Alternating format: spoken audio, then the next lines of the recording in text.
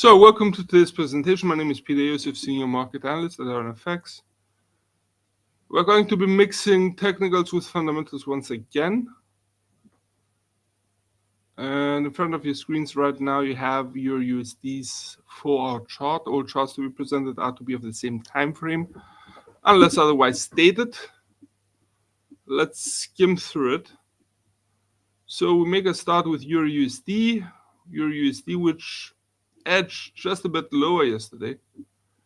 However, that was nothing convincing. I would be noting on technical level that we have also the RSI indicator, which remains below but very close to the reading of 70. So there is a residue of a bullish sentiment in the market left for the pair.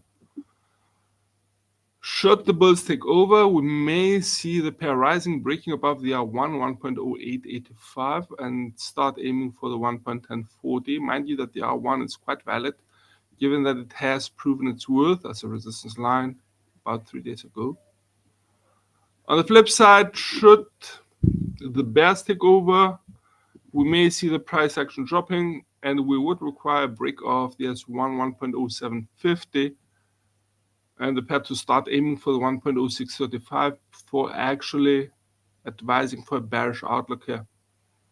Mind you that the S1 used to be a prior resistance line, now turned to support, given that the price action moved decisively higher.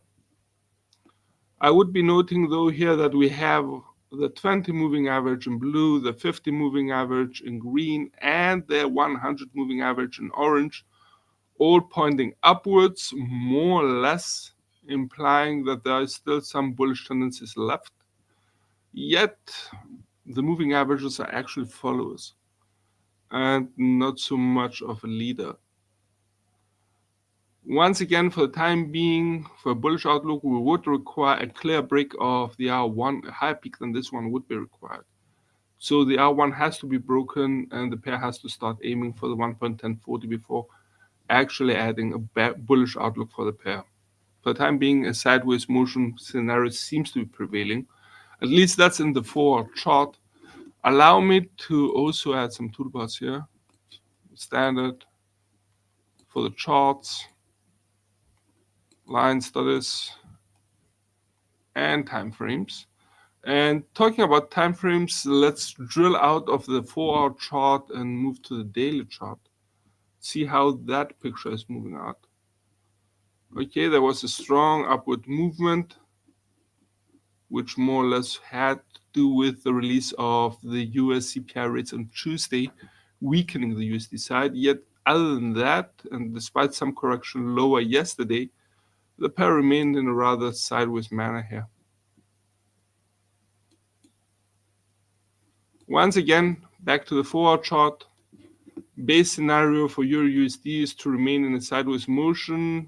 Small warning here about any possible bullish tendencies of the pair. And overall, I would be noting that on a fundamental level, I'm going to be dealing mostly with USD fundamentals. And I would be noting here that, okay, definitely as for financial releases, attention is turning more towards economic activity indicators. And I'm highlighting here practically the Philly Fed Business Index, that's for November, as well as the industrial output growth rate for October. Should the two indicators show an increase or an improvement of economic activity, we may see the USD gaining, and that would practically drive Euro USD lower. Other than that, I would be also noting the high number of Fed policymakers which are scheduled to speak today and tomorrow. Now, the big question about Fed policymakers is that they're going to be speaking after the release of October's CPI rates, which showed a considerable slowdown. And the question is whether they will be shifting the narrative more towards, or if you prefer, into a less hawkish direction and more towards a more cautious direction. Should that be the case, we may see the USD weakening. On the other hand, though, Fed policymakers may opt to stick to Fed Chairman Powell's narrative that another rate hike may be possible, Such a scenario would be providing some support for the USD. Okay, let's have a look at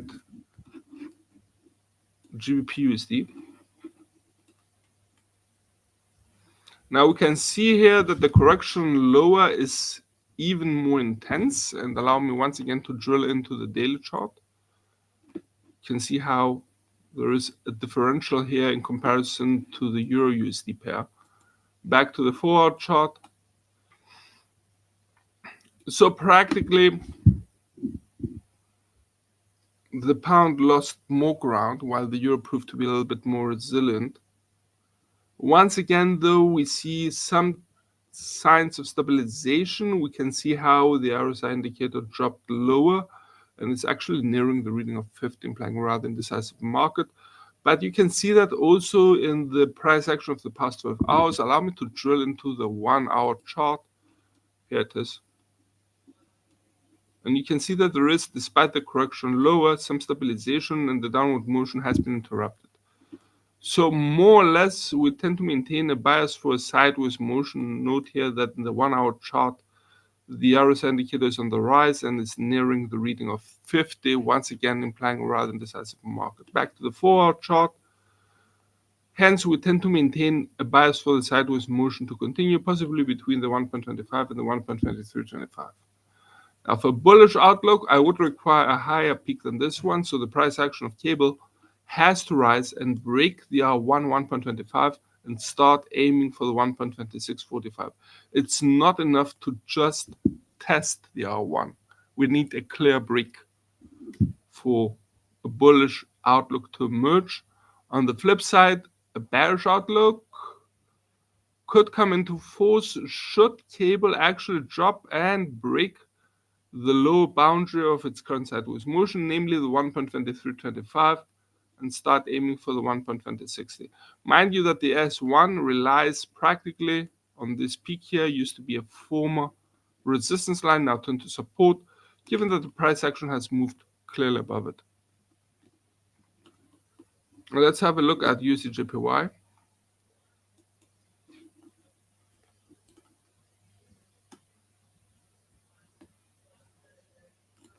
Once again, USD position gained somewhat.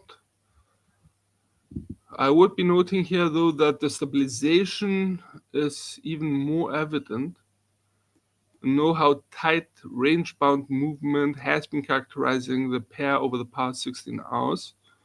And I would be noting here that the scenario of a sideways motion becomes more evident. And this time it would be between the 151.90 and the 150.30 levels. The RSI indicator is running along the reading of 50, implying a rather indecisive market, which could exactly allow the sideways motion to be maintained. There's one thing that I would like to show here, and that's a little bit more macro. Moving to the daily chart.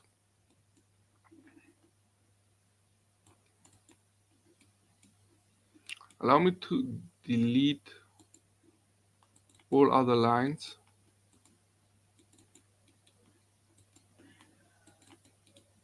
And widen it a little bit. Okay, that's as wide as it goes. So we have a nice upward trend line guiding the pair from here upwards. There was a false break twice here, but the upward direction seems to be remaining. The big question here is that the pair seems unable to reach substantially higher peaks. And that's the reason, one of the reasons, back to the 4 chart, which allows us to maintain a sideways motion bias. You can see it twice for the time being. Now, should the bulls take over, I would require a higher peak than this one. So the price action has to break clearly the 151.90 and start aiming for the 153.80. While for bearish outlook, we would require a drop, a breaking of the low boundary, the 150.30 support line, a level which was extensively tested once here, twice, 3 to the downside, another time to the upside, So that's pretty valid. And a possible break below the S1 would be exactly signaling the instigation of a possible bearish outlook. Note that for the pair to actually break the S1, it has to go through and break also the pre-mentioned upward trend line, exactly signaling the end of the upward movement, or at least the interruption of the upward movement. Next possible target for the bears would be set at the 148.80, a level which was tested here beautifully. And okay, this is of no significance anymore. So give me a sec. Delete. Yeah. So practically, mind you that the 148.80, given its validity was tested here, tends to remain quite valid. Once again, base scenario for USDJPY is to remain in a sideways motion, and that's being based practically on the past movement here, but also there is an indicator which tends to imply a rather decisive market. Moving now to AUD/USD.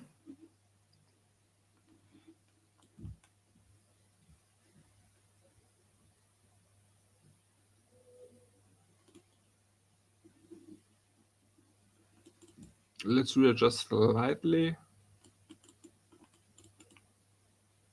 the labels. Now, AUD/USD was a little bit disappointed today, especially Aussie traders. And we have to note here that Australia's employment data for October tended to be a little bit mixed. We had, on the one hand, a better than expected, in my opinion, employment change figure, but at the same time, we saw that the unemployment rate ticked up from 3.6 to 3.7. So that tended to disappoint Aussie traders somewhat. Allow me to drill into the 1 minute chart and let's see the market reaction at the time of the release. That would be of interest, and you get my point.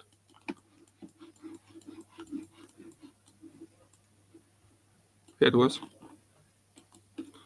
So we had,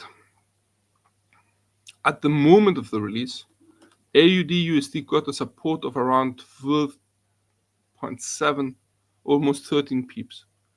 But afterwards, you can see how the pair moved decisively lower. That's why I'm saying that Aussie traders seem to be a little bit disappointed here. Back to the forward chart, readjusting it. On the other hand, I would be noting on a deeper fundamental level that we had also news coming out about China's construction and property sector. It was characteristic that residential buildings are finding it more and more hard to sell, and there was a wide drop of the price range. So practically that tended to hit towards headwinds faced by China's construction sector. And that tended to weigh on the Aussie as well, in my opinion, given that the Australian economy is closely linked to the Chinese one, as Australia is providing a wide number of raw materials towards China's construction sector, but also the manufacturing sector, which is, by the way, also struggling, despite some signs of improvement, nothing conclusive just yet. On the other hand, there was some positive news on a fundamental basis for the Aussie, and that was mostly linked to the meeting between US President Biden and Chinese leader Xi Jinping, where practically the US president stated that there was progress made towards an improvement of the US-China relationships. Now, that was a scenario which we had highlighted yesterday and actually also on Friday, if I'm correct. And such a scenario, should such progress be substantial and actually we see some more concrete, solid evidence that the US-China relationship is improving, I would expect the Aussie to fly. And I would expect it to fly on two grounds. The first would be that such an improvement could lead to an improved market sentiment, which may benefit the Aussie given that the Aussie is considered a riskier asset given its commodity nature, but also given the the Australia-China relationships and the close economic ties we have mentioned earlier between Australia and China. So for the time being, we tend to maintain a bias for the sideways motion to continue, given the pair's inability on a technical level to actually break the 0.6515 resistance line. I would be noting here that there's an indicator remains between the readings of 50 and 70. The bullish sentiment seems to have eased, yet there is still some residue left. So we may be in for some slight bullish surprises here. Yet for the time being, that does not seem to be the case. For a bullish outlook, I would require a clear break of the R1 0.6515, a level which was tested here and here. And I would require the pair to move decisively higher and start aiming for the R2 0.6605. On the other hand, should the bears take over, does not seem to be the case, but it's still a positive scenario and should be covered. In that case, we may see the pair dropping, breaking the 0.64 and start aiming for the 0.6320. Allow me to zoom out a little bit here. That's better. Okay, let's have a look now at USD CAD. It's a pair which we haven't looked in a long time, over a week or so. Okay.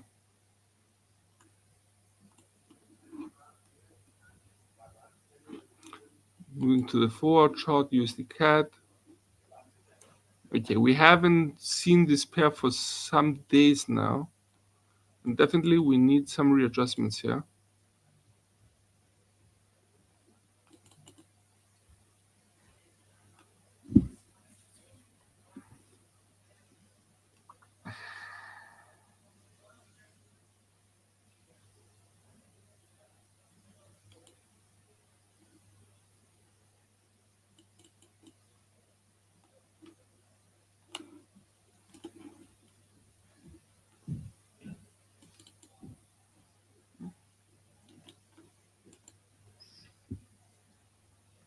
Okay, I'm going to be basing the first resistance line, and this is the initial idea here. At this level, given that we had support here, resistance here, and some commotion here, so that would be the 1.3790 resistance line. Let's add a label just to mark it. 1.3790 in red, please.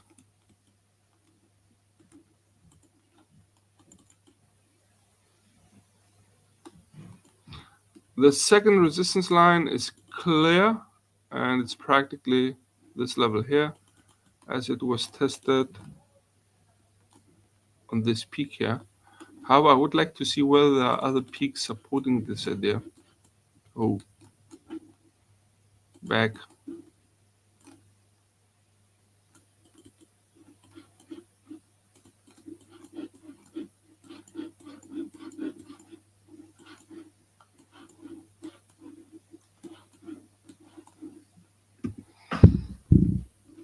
There was another peak here and here, but the ones we have found are far fresher. I'm keeping it.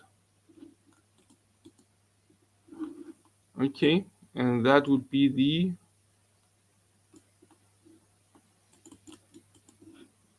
1.39.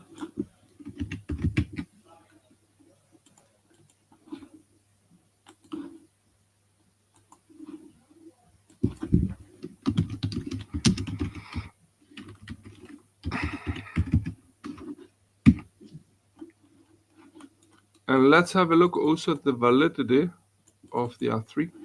Switching to the daily chart. Okay, there was a nice test here. I'm keeping that. That was for the R2. Let's move further back for the R3.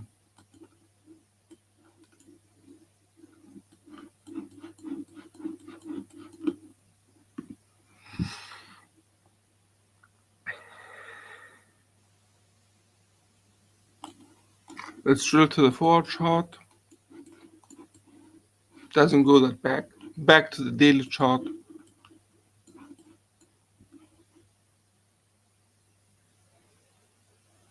There are a number of touches here. However, the level could go a little bit lower, could also go a little bit higher.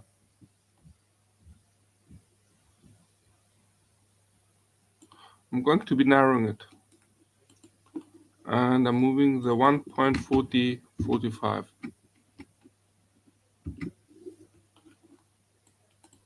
based on this peak here.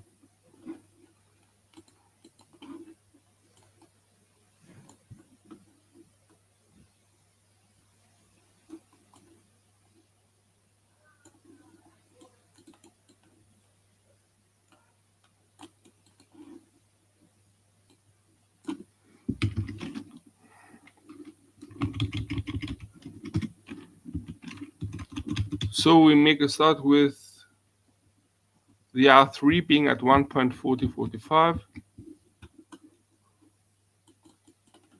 the R2 at 1.39,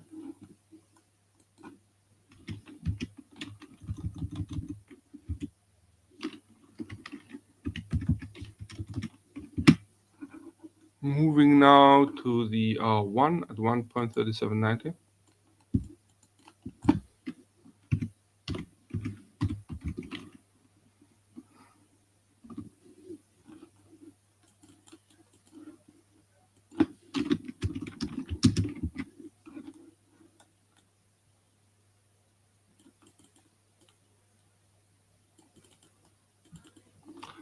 Okay, let's have a look at the S1. That's clear where it stands. I think that's evident. We had a number of touches, 1, 2, 3, 4, 5.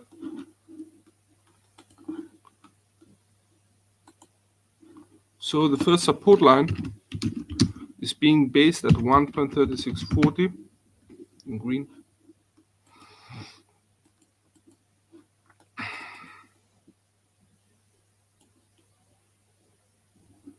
The second support line is based on this shrew here, which was able to reverse the downward motion. So practically, I'm keeping that as well. And that would be the 1.3480. Let's add another label here.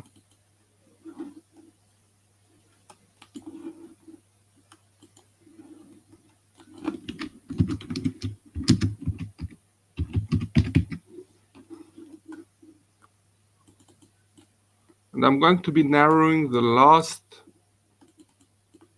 support line, placing it here. It's a level which was tested once to the upside, twice to the downside. And that would be the 1.3375.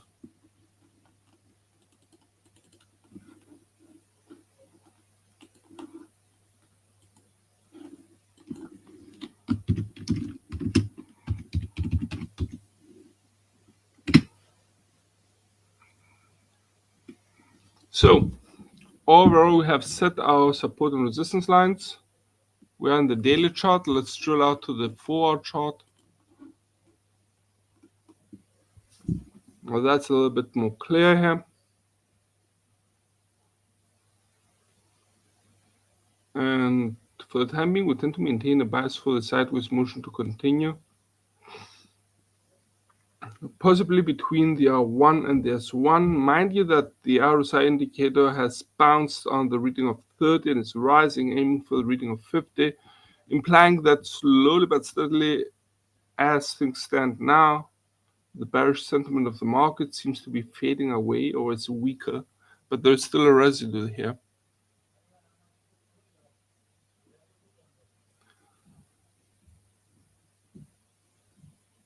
Should the bulls take over, we may see the price action of USD CAD actually breaching above the R1 1.3790, yet we would require the pair to start aiming for the R2 1.39 and testing once again this peak here. On the other hand, should the bears take over, I would require the pair to break the S1 1.3640 and aim, if not actually reach the 1.3480 support line, a movement which would allow us actually to draw a new downward trend line and show us exactly the limitations of the downward movement. Okay, let's have a look at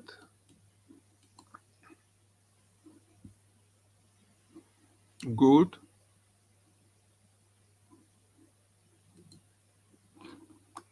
Gold, which has moved upwards and maintained a sideways motion. Volatility has narrowed.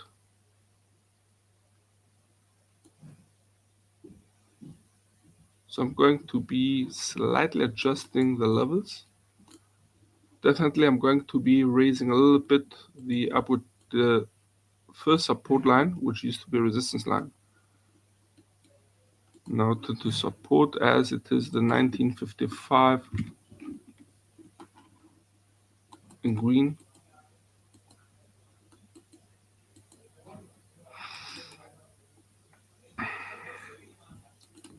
Second support line, going to be narrowing it all the way up here. And that would be the 1930. Let's have a look at that third support line. Unlocking the chart, moving backwards. I'm going to be raising it up here.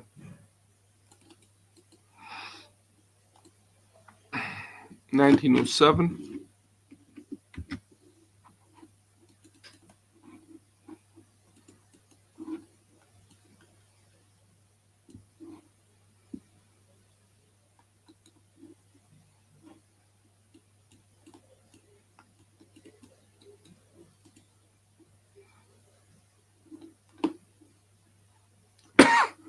Let's clear the chart from other trend lines.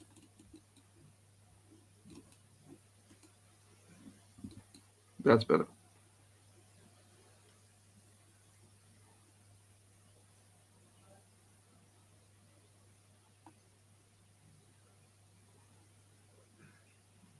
For the time being, I'm going to be going a little bit backwards to see the resistance lines. Albeit gold is already at rather high levels.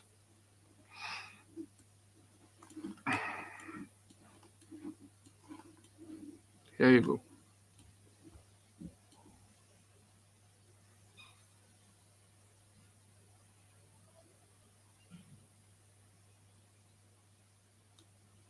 That's it. And that's the 2022 in red, please.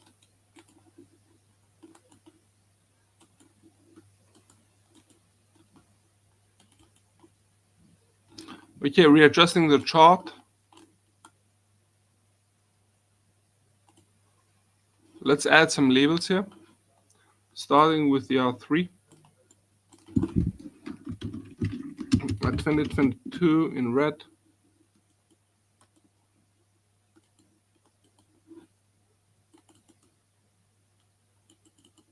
Setting now the R2 at 2005.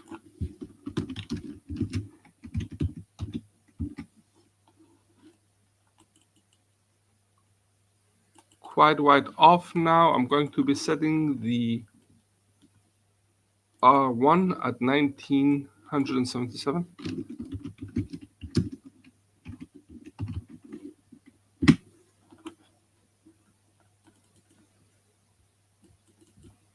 Let's place the S1 at 1955.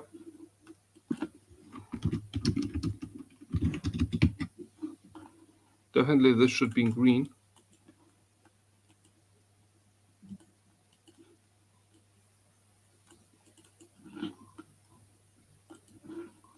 The S2 at 1930.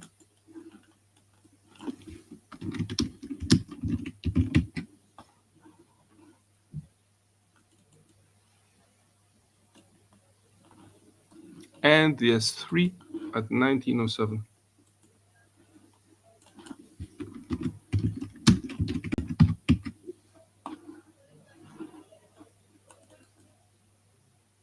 Okay, they're a little bit asymmetric. I mean the distance between the resistance support lines. And that phenomenon is more to the resistance lines. You can see that, but symmetry is not one of my main priorities here. So for the time being, we tend to maintain a bias for the sideways motion to be maintained between the R1 1977 and the S1 1955. I would be noting here the RSI indicator, which continues to run along the reading of 50, implying a rather indecisive market about gold's price. For a bullish outlook, I would require the pair to actually, the precious metal, to actually breach the R1 1977. By the way, that could go a little bit lower. Allow me. Yep, 1975. That makes the range-bound movement even narrower. So practically, we would require for a bullish outlook a higher peak than this one. We have already one show, second show, third show higher. We have one peak, a second peak, a third peak higher. So the fourth one will have to be above the 1975 for the practically upward trend line or upward movement to be maintained. On the other hand, though, we see that there are already tendencies for interruption of the upward movement. As we have mentioned, in the sideways motion, a stabilization of the precious metals price seems to be prevailing. I would be noting here for a bearish outlook, despite that being improbable, it's still a possibility and should be noted. Such a scenario could play out should gold's price actually be able to break the low boundary of its current sideways motion, namely the S1 1955, and start aiming for the S2 1930. Right here. Note how the S2 has proven its worth right here. That should sum it up. From all of us here at IronFX, best wishes for solid trading.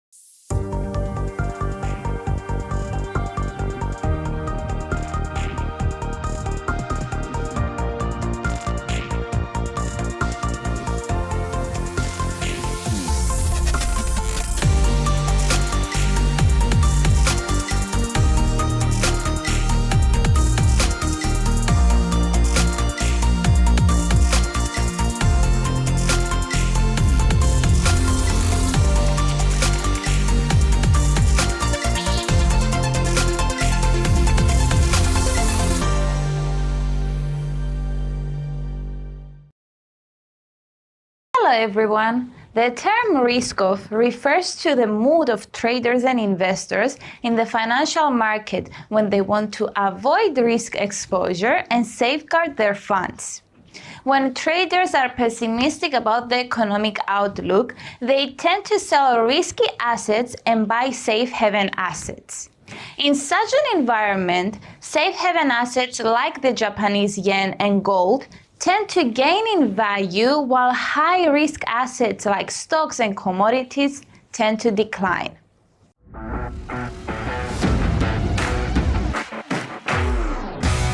Markets are frequently labeled as risk-on or risk-off.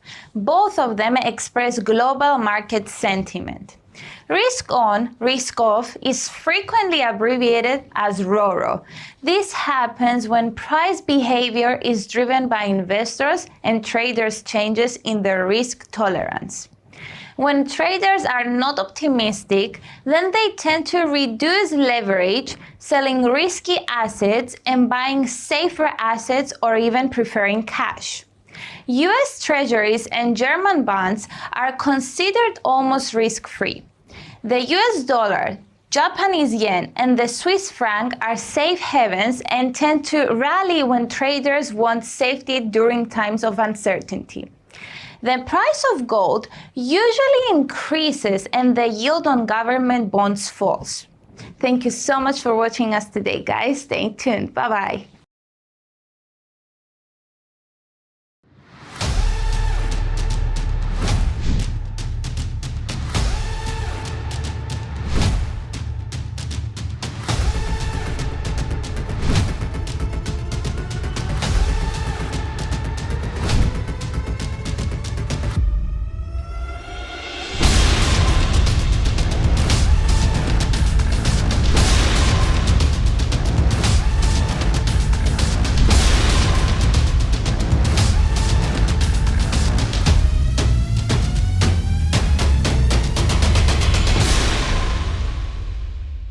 Let's go ahead and get started. So for today, we're going to be looking at news trading and how you can implement news trading into your trading strategy.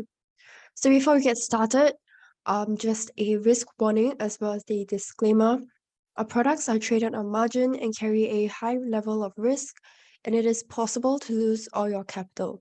These products may not be suitable for everyone, and you should ensure that you understand the risk involved. The information in this webinar should not be considered investment advice or an investment recommendation, but instead educational material only. This material is just the personal opinion of the author, and the client's investment objectives and risk tolerance have not been considered. IronFX is not responsible for any loss arising from any information contained herein. Redistribution of the material is strictly prohibited. Okay. So I'm Melanie and I will be your speaker for today. I am an investment analyst from Everest Fortune Group, who are finalists for Best FX and Equity Research in 2019, 2020, and 2021. Okay, so here's our agenda for today. We're going to be looking at the basics of news trading, and then key news events to watch out for, how each news event affects the markets, and then news trading strategy. So after we've gotten through the slides, I think we'll still have a bit of time left. So we'll go ahead and take a look at some setups. So feel free to let me know in the chat throughout the webinar if you have any questions or any requests for any setups you'd like me to go through. Okay, let's get started. So firstly, we're going to be looking at the importance of fundamentals. Excuse me, along with the importance of trading the news. Okay, firstly is the awareness of key events. So an economic calendar keeps you informed about important economic and financial events, such as central bank announcements, economic data releases, and geopolitical events. So this awareness helps you to stay ahead of significant market moving events and their potential impact on the financial markets. Number 2 is market timing. So what we mean by this is when you know the timing of upcoming economic events, you can then adjust your trading strategy and position yourself accordingly. So for example, if a major economic data release is scheduled, you may decide to wait for the announcement before entering a trade to avoid the potential volatility or price fluctuations associated with the release. Next, volatility management. So this is pretty straightforward, but economic events often cause increased volatility in the markets. So by using an economic calendar or taking note of the news events, you can then anticipate periods of heightened volatility and adjust your risk management strategies accordingly.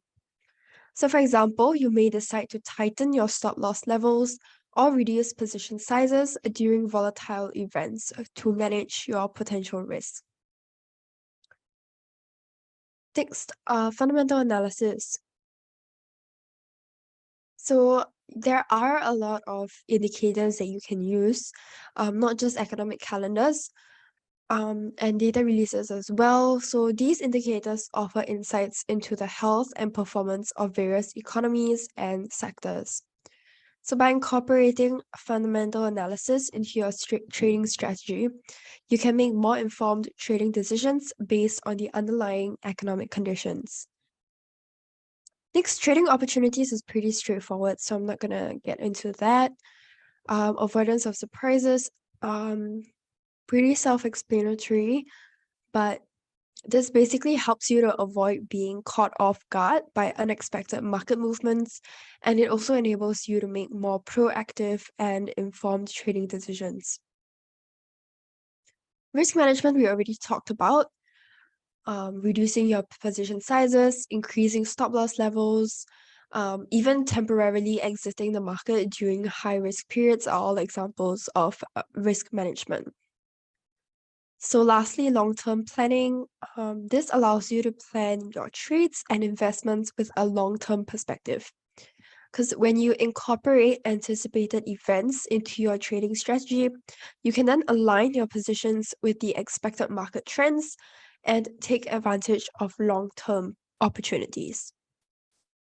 Okay. So an example of this, of keeping up with the news, you can use the FX news calendar. So we have a couple of examples here, but some of these benefits include allowing you to see at one glance all important economic data releases. So this is really useful. Let me just show you guys what is the website that we like to use. So on the left here, we have investing.com, and on the right, we use Forex Factory. So we typically prefer to use Forex Factory. Okay, let me see if you guys can see my screen. Okay, yeah. So, of course, both are good, but for Forex Factory, which I have over here, you can adjust the day and you can take a look at the upcoming events for the week.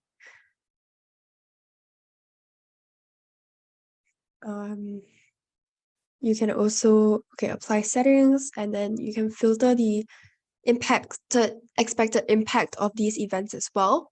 So more often than not, I prefer to just look at the red calendars, because those tend to have more of an impact.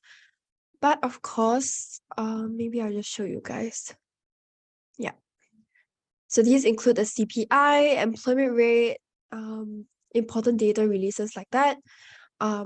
Orange and yellow tend to include most FOMC members' speeches, as well as PPI. Yeah, so it includes all of the events for that week, as well as the previous data releases and the forecasted data release. Then it will update the actual amount or the actual data.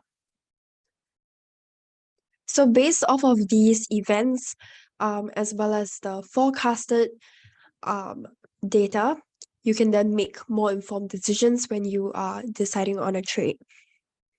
Okay, let's get back to our slides. So one thing I will note is that it's important to distinguish between microeconomic and macroeconomic activity. So some news may impact particular cities such as Tokyo in Japan or Dallas in the US. So in other circumstances, a country like Germany may benefit or be hindered by economic news more than its neighbors. So for example, if there's an announcement by the ECB, it's likely to have a greater influence on Eurozone markets than those of African nations.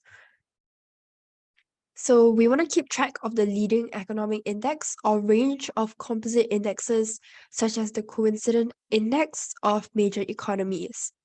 Then we use the information that we have at hand to help us to gauge the economic sentiment and volatility levels of the instruments that we are trading. Okay, so you can see here these events, all of the major events include GDP, CPI, NFP, crude oil inventories, and central banks' monetary policy meetings as well. Okay, so there are four main factors to consider when you are trading the news. Firstly, news event to pay attention to and the expected data. Next is the price reaction from the previous news release. Because as I mentioned earlier, you can obviously look at the previous forecast, the previous data release, and you can pull out your trading view and observe how this data affected the market. So once you observe that, you can then look at the current trend as well as your support and resistance levels that you intend to place as your perhaps your stop loss or your entry levels, or even take profit levels to prepare yourselves for any of these upcoming events.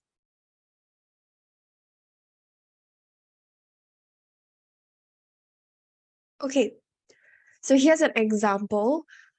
This is from last year, but on 7th June, there was a 50 basis points hike. You can see, notice the effect of this data release on the market. And then on 5th of July, another 50 basis points hike and price continued to drop. Even though it did continue to rise in between, perhaps because of a forecasted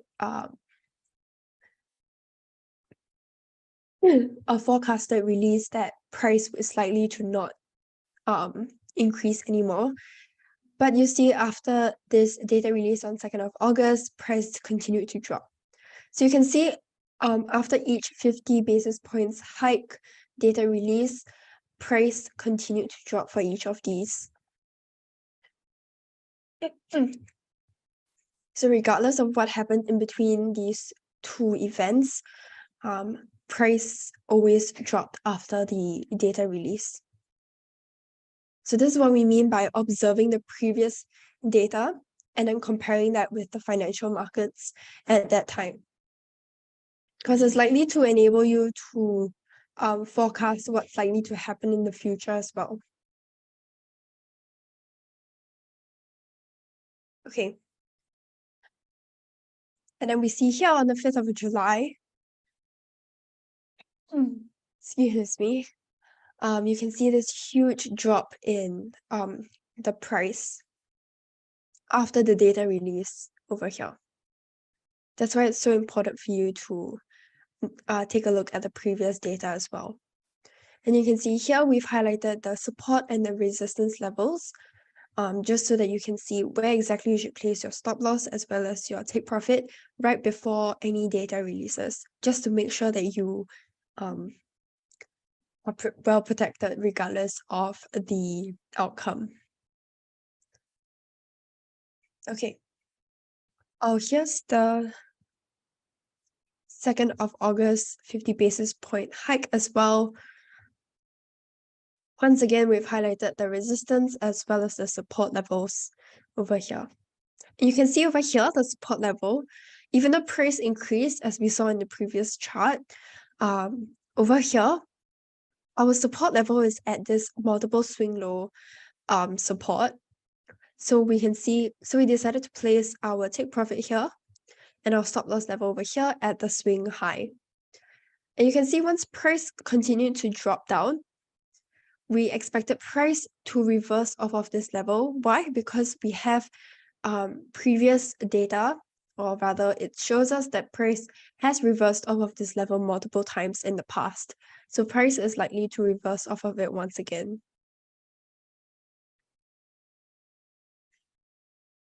Okay, let me know if you guys have any questions so far.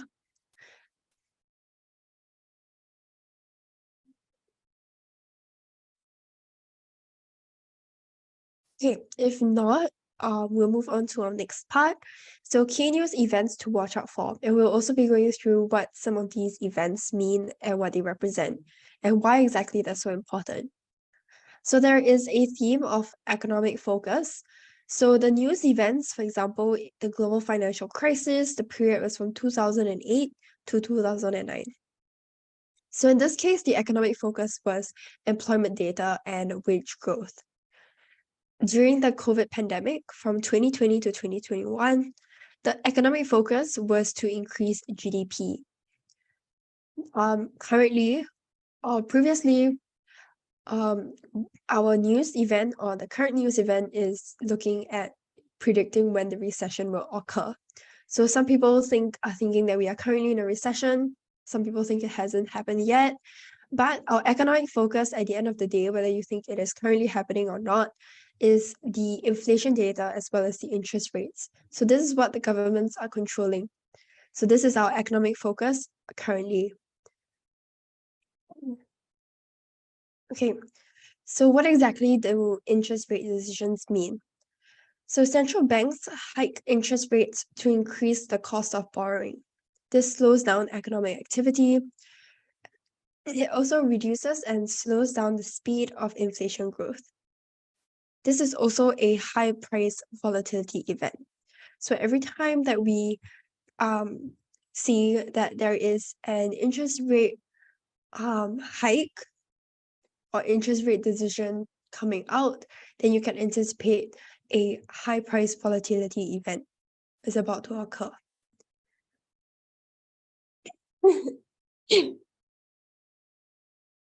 I'm so sorry about my throat. Okay. Okay. So next, let's look at non-farm employment change or non-farm payroll. So this represents the change in the number of employed people during the previous month, excluding the farming industry, and it also excludes a couple of private industries as well.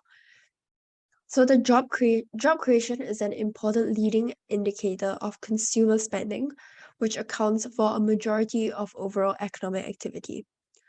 So the NFP data releases are also considered a high price volatility event.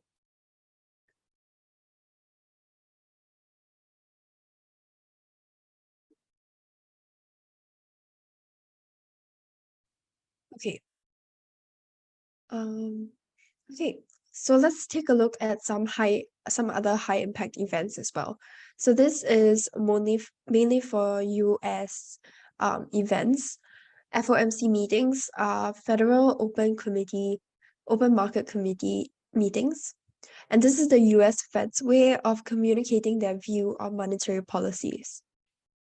The Fed interest rate decision normally comes together with FOMC meetings as well. If the Fed is dovish, then the USD is bearish. If the Fed is hawkish, then the USD is bullish. If interest rate goes up, then the USD is bullish, and if interest rate goes down, the USD is bearish. So just some explanations for on some finance jargon over here.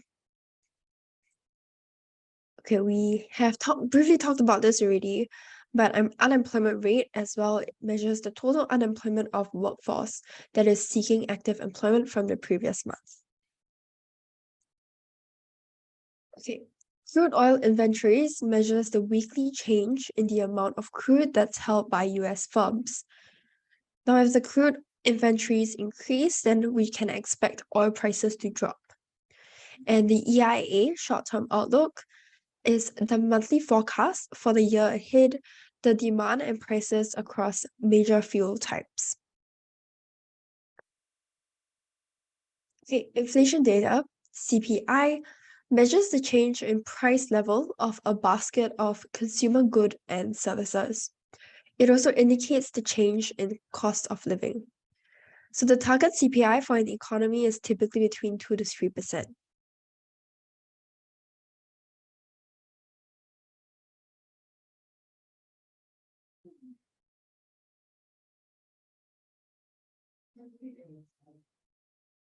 Okay.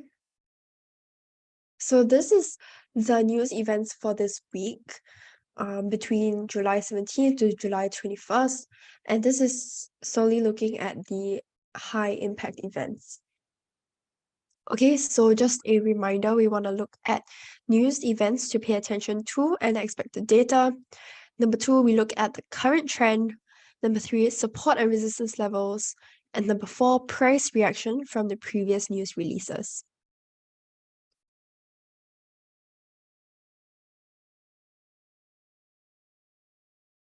Okay, here is an example with all of the events. Okay.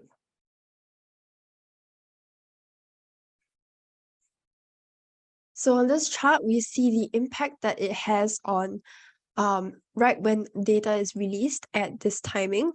We see price steadily increasing, and then once the data was released, price immediately shot up. And we placed our stop loss over here at this swing low support level, and our take profit at this swing high resistance level. Okay, and you can see price steadily increasing, but it doesn't reach our take profit level, but you can see that it went down and it's continuing to increase. This is because of all of the upward pressure that's over here. We have not a trend line, but we have a upward direction over here. Okay, here's another example. You can see exactly when the data release was released here. And then you can see markets are kind of apprehensive about the data release. And then right when it's released, it's shot up. Okay, so we're just taking note of the support and resistance levels between all of these price charts. Okay, next, how each news event affects the markets. So firstly, let's start off with the short-term effect. So the short-term change in price depends on existing trend. Firstly, we have the employment change. Secondly is the retail sales. And thirdly, purchasing managers index, which is the PMI. The medium to long-term effect events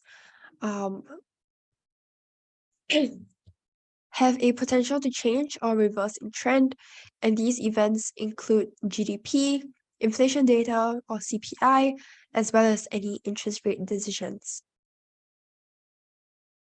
Okay, 3 news trading strategies for you guys before we get into looking at our charts for today.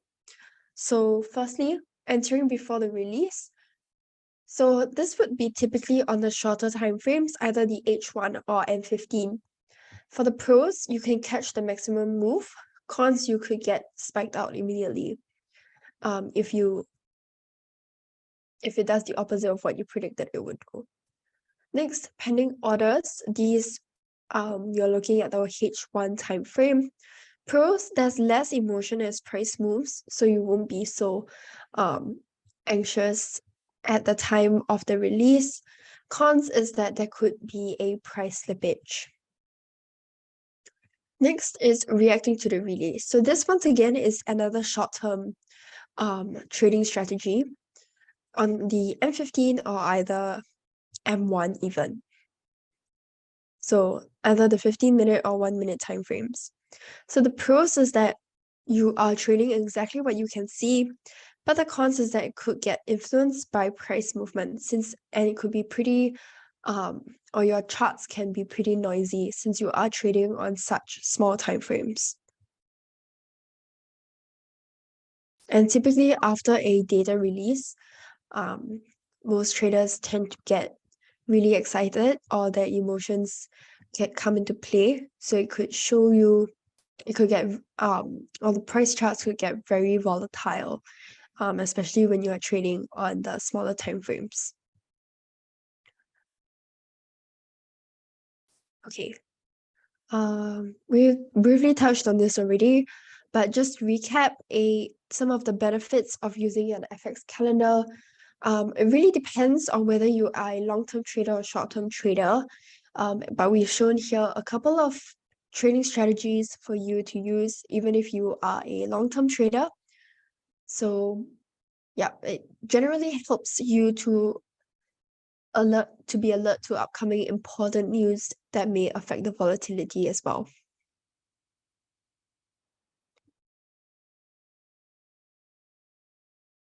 So trading on the 1 minute reacting to release. Okay, sure. So for over here, we typically wouldn't recommend trading on the 1 minute because, for example, if I showed you guys the charts on the 1 minute time frame, okay, these charts are pretty clear currently. But the danger with trading on a 1 minute time frame is that it can get very noisy, and quite difficult to trade on if you don't know what you're doing. So we typically wouldn't recommend that for beginners, especially after a news release. So in this case, we're talking about reacting to the release. So after a news event, these charts tend to be pretty even noisier than what you see here. So this is a pretty clean chart, but after news release, they tend to have a lot of noise, especially on the 1 minute time frames, 1 minute as well as 5 minute time frames. So can be quite difficult to analyze your support and resistance levels because they can move pretty quick. As you can see here, if I've placed, for example, earlier, if I placed my, okay, before this was formed, there was kind of a, okay, maybe here. So I have a support level here and then a resistance level here. So the thing about trading on a 1 minute time frame is that you have to be really fast and really concentrate on the price movement. So you can see it, my candlestick is already forming here. So this is good for scalpers as well as if you are a short-term trader, because it's likely to reach your take profit and stop loss pretty quickly. But the strategy is exactly the same. So after the news release, if you are expecting it to go up or down, and you see price looks like it's heading downwards, perhaps then you could place your take profit exactly where price is headed to and then get your take profit over there. But of course, as we mentioned, the price, there are a lot of cons to this. It could get influenced by price movement. So if price obviously you won't be the only one who sees price dropping and wants a slice of that. So if price continues dropping and everybody is going in for the trade, then it's likely to reverse, or it could reverse, since there are so many traders who are influencing the price movement. Yeah, okay, I hope that made sense. Okay, but now let's get into some of our setups for this week. Okay, I got a request for pound dollar, so we'll go ahead and get into that first. But feel free to let me know in the chat if there are any other requests that we'll do those after pound dollar as well.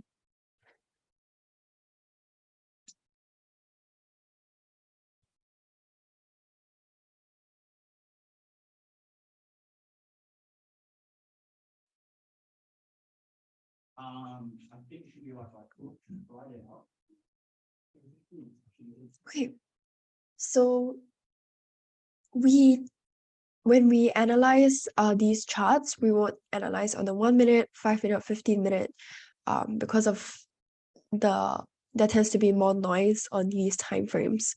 So we will look at either the 1 hour or the 4 hour time frames. Okay, let me just clear my charts first. Okay, so before we analyze on the 4 and 1 hour time frame, we'll first take a look at the higher time frames, just so that we get a general direction of where prices are headed. Okay, so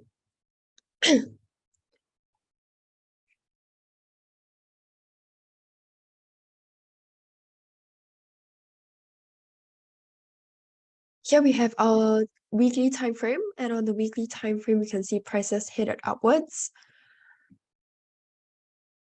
Okay, let's take a look at our daily time frame. Daily time frame is also giving us a very bullish signal. We have a trend line here. Okay.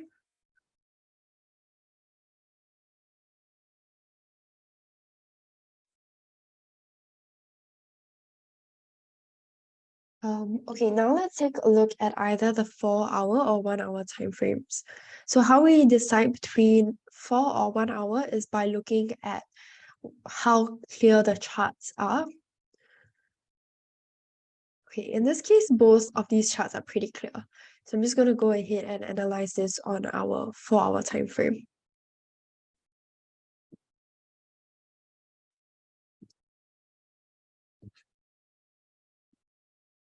Okay, let's see, we have a trend line here.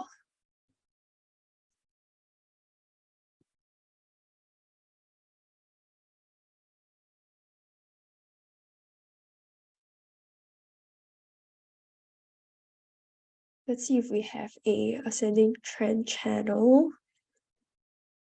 Okay, not really. Okay, but we have this ascending trend line here.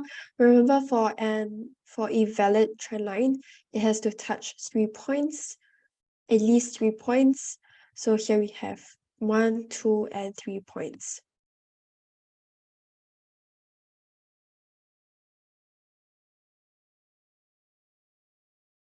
Okay. Now let's go in with our support and resistance levels.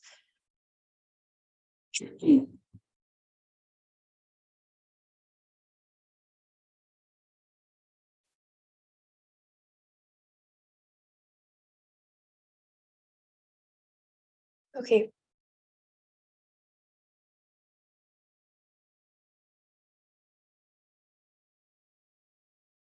So to begin, here is my first resistance. This is just graphically, so we will adjust it accordingly later after we have included our support and resistance levels. Or rather, then we'll go in with our Fibonacci levels and then adjust the levels accordingly. So that's my first resistance, and then here's my first support, and here is my second resistance instead.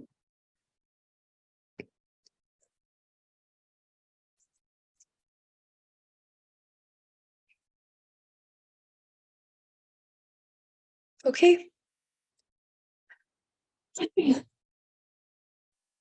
Okay, now that we have that, I'm gonna go in with some Fibonacci levels. So here I have a Fibonacci retracement first. And for Fibonacci retracement, we are using these 5 levels. So 23.6, 38.2, 50%, 61.8, and 78.6.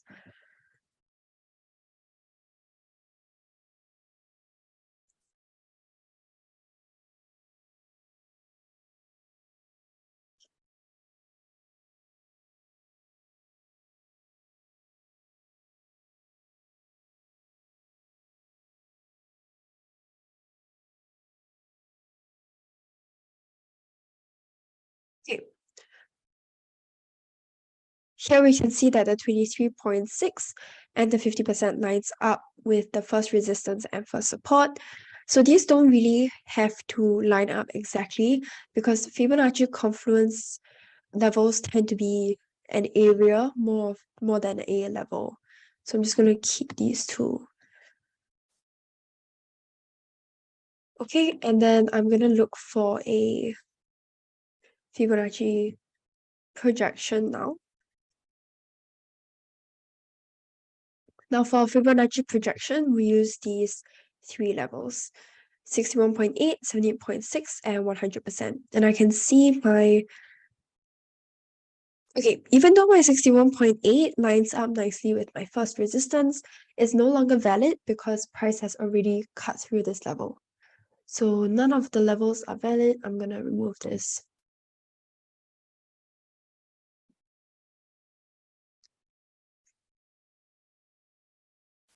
Okay, I think that's all the levels that we have.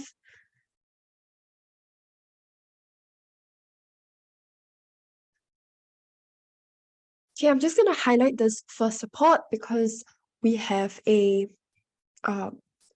because price has tested this level multiple times in the past, and it also lines up with a 50%. Okay, so since price has broken this 23.6, I'm just now realizing this is no longer valid. So we're going to keep the 50%. Okay, so we can expect price to continue to drop down from here all the way downwards to our first support, and expect it to land maybe somewhere over here. Okay, so now that we have that, let's go in with our indicators.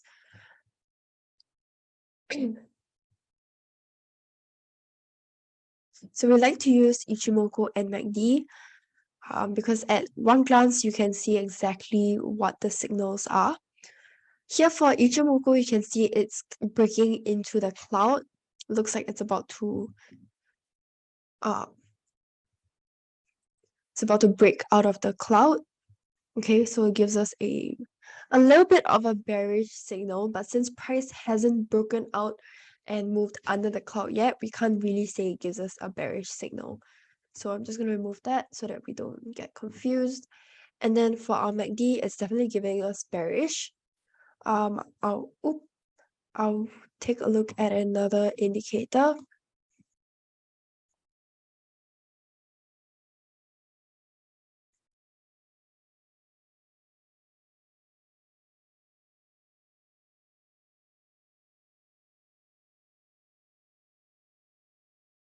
Okay, RSI is giving us a signal. Here is the level. Okay, this level over here, let me just highlight it, is this level here on the price chart.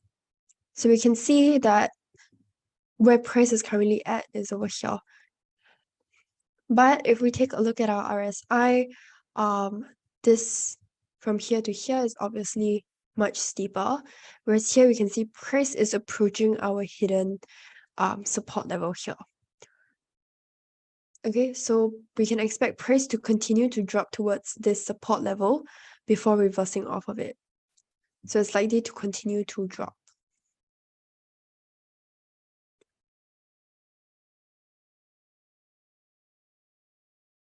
Okay. Any questions on pound dollar? Next, we'll be looking at gold.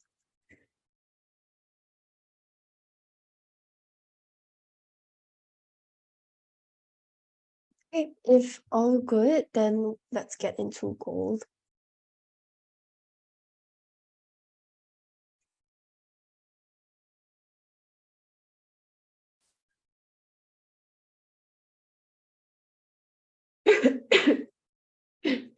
Excuse me, the weather is getting really cold, so I'm not feeling too well nowadays. Okay, so here we have gold on the weekly time frame again. We can see price is generally moving upwards on our weekly time frame, on our daily time frame as well. I think we have a trend line here. No. Perhaps a channel.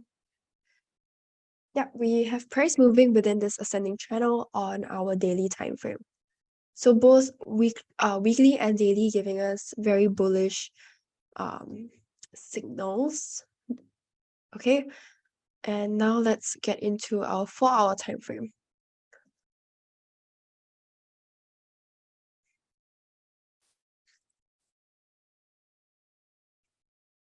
Okay.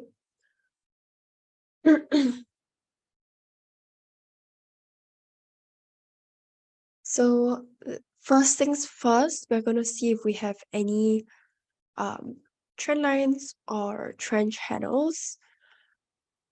Okay, no trend line.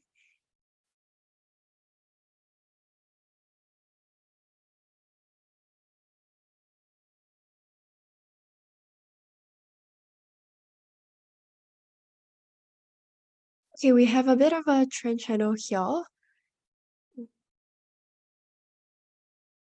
Okay, we have a bit of a trend channel here. Okay, so for a valid trend channel, we want to remember that we need to have 2 touches on top and 2 touches below. Okay, next we are going in with our support and resistance levels now. So just as a general rule of thumb, your first resistance would tend to be the first swing high to where price is currently at, and then we want to try and pull it back as far as we can without cutting too many bodies of candlesticks. So in this case, cutting just the wicks is fine, but you don't want to be cutting too many candlesticks, the bodies of the candlesticks. Okay, here's the first resistance. Next, our support. Same thing, we're going to try and pull it back.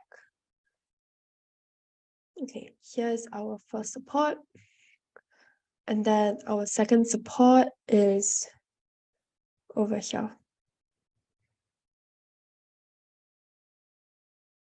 Okay, this is just solely graphical. Like I mentioned, we will adjust these later on. Okay, now let's go in with our Fibonacci levels. Okay, I can already see this 50% lining up nicely. Let's see if the 61 also lines up. 50.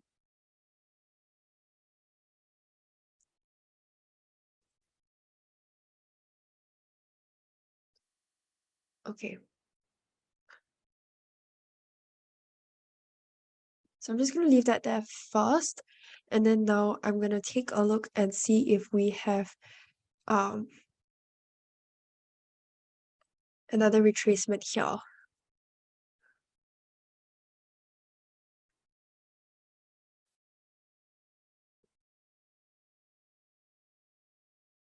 Okay, we have a 23.6 as well as the 61.8 that line up really nicely with our first and second support.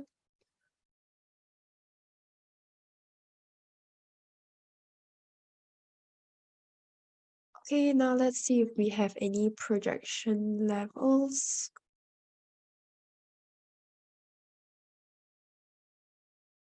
Okay, my 61.8 lines up nicely. So remember, for a Fibonacci, we want to look for this like flash kind of shape.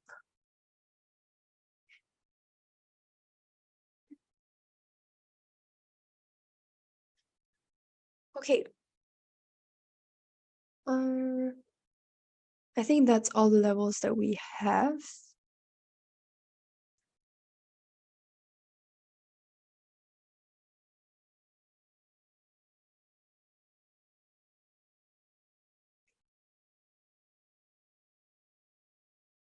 Okay, remember when you're using Fibonacci, you want to make sure that you're following the shape as well. That's why I started my retracement from here so that it follows the shape, because there is a little bit of a gap here. Okay, I think that's all the levels we have. So, but I have one more level I want to take note of. Right over here at this, we have 2 swing lows here. Okay, and we can see price has tested this level many times. And it also lines up nicely with our 61.8. So I'm going to take note of that level as well. Okay, Now let's go in with our indicators. Price is moving above the Ichimoku cloud, giving us bullish signal. MACD as well. Maybe RSI.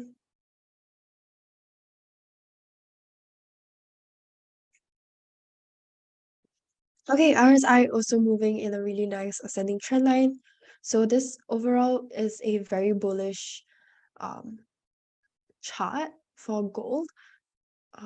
But because this first resistance here, this first resistance is in line with a 50% Fibonacci retracement, and it is also a overlap resistance, which means price has tested this level many, many times. You can see the swing lows here, as well as the swing highs here. So that's why we are seeing a bit of resistance over here. Okay, but with all of the upward pressure that we see from the ascending trend channel, price moving above the Ichimoku cloud, the MACD, as well as the RSI, all of our indicators are giving us a bullish signal.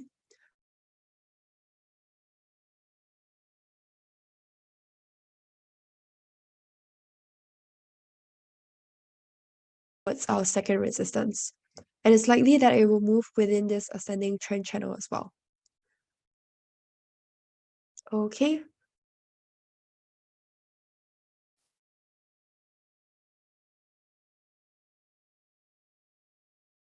I hope that was clear. I think we have time for one more chart. So if there are any requests, let me know in the chat.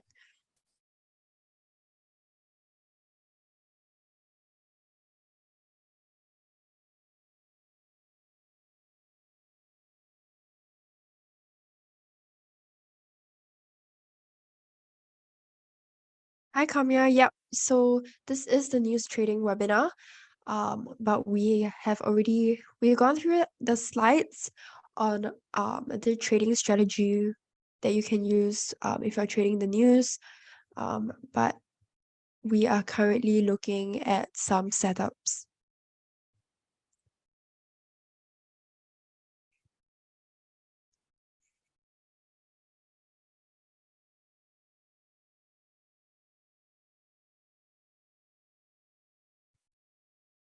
If you've missed the slides, this webinar is recorded, so I think you can email IronFX regarding the recording, or maybe you can take a look at YouTube.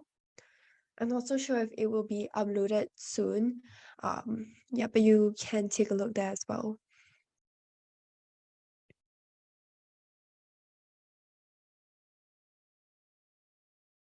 Okay, no worries. Okay, if there are no requests, maybe we'll just take a look at one of the major currency pairs before we end the webinar. Okay, so we've done pound dollar. Maybe take a look at dollar yen.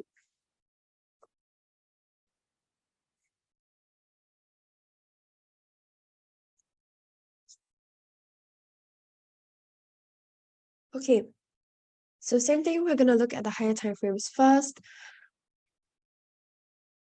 You see, there is a general upward trend on the Japanese yen on our daily time frame as well. Yeah, we have this ascending trend line here. I think we even have a channel.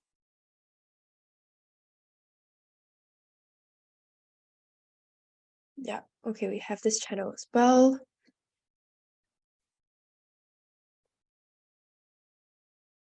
Okay, now let's take a look at our 4-hour time frame.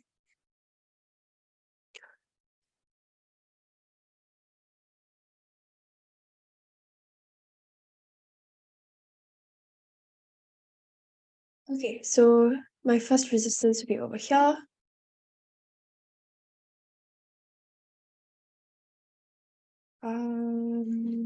First support here. And then my second support just over here.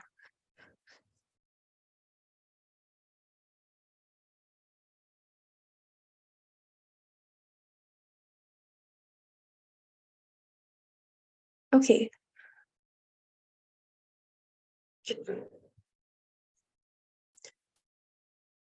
So now I'm going to go in with my Fibonacci levels.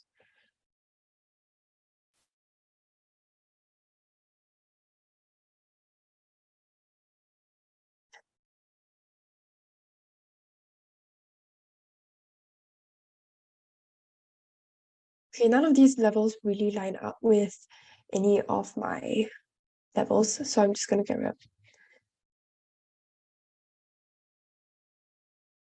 it.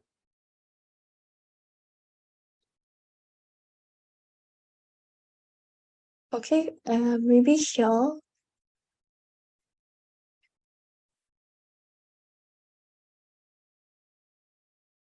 Okay, we have the 38.2. That lines up nicely with my first resistance.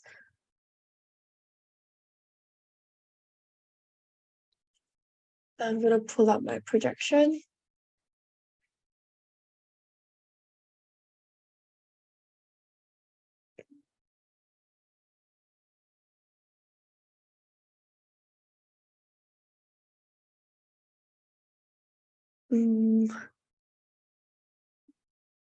Okay, my 61.8 lines up with my first resistance, so I'm just going to keep that. Okay, and then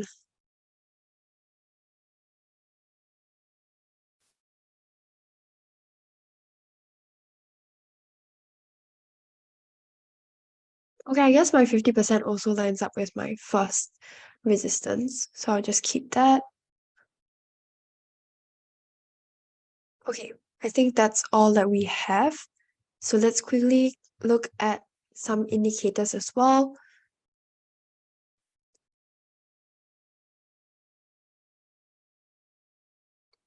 Okay, price looks like it's approaching, it looks like it's going to break into the Ichimoku cloud, but it hasn't yet, so it's still giving us a bearish signal. So I'm going to remove that. Price on our MACD giving us a bullish signal. And on our RSI as well.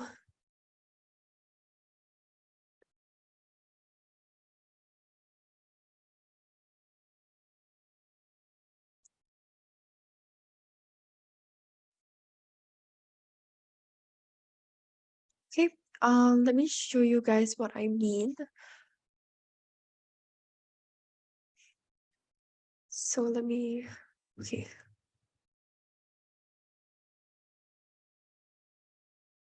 So on our RSI,